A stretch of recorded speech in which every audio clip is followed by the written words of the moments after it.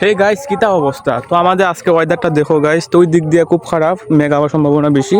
তো দেখতে পারতেছো আমাদের চারিদিকে ধান সব পাকি গেছে, এখন আজকালকের ভিতরে ধান কাটা মানে কাটা হয়ে যাবে আর কি। তো দেখতে পারতেছো চারিদিকে এখানে কিন্তু সবুজ দেখা যাইতেছে। আর কয়েকটা দিন বাদে গাইস তো সব এখন পানির তুলে যাইব গিয়া, কয়েকটা দিন পর সব কাটা হয়ে যাব আর পানিও আই যাব। তো চারিদিক শুধু সাদা থাকবো, পানি ভরা থাকবো গাইস। তো আমরা এখন হাঁটতেছি, এই রাস্তা সম্পূর্ণ ডুবে যাইব আর কয়েকদিন পর। তো এই ধানগুলা কাটার পরেই শেষ, পানি আইব গাইস।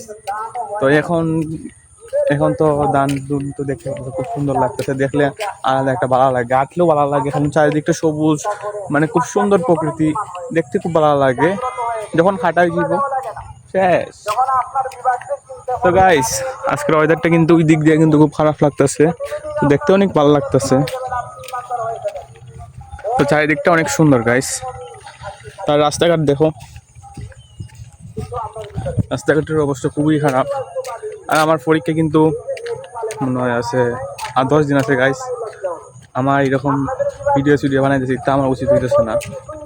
কি দেখুন গাইস, একটু গেছিলাম দরকারে মামার বাড়ি, তখন আমার সময় একটা তো ভিডিও বানাইতাম পারি, এই সময় তো আর কোনো সমস্যা নাই। ও গাইস অনেক ইচ্ছা ভিডিও বানানির, কিন্তু সময়ের অভাবে গাইস ভিডিও বানাইতে পারি না। তো আমাদের বাড়ি ওই সামনে। ওকে গাইস রাখিলাই গাইস।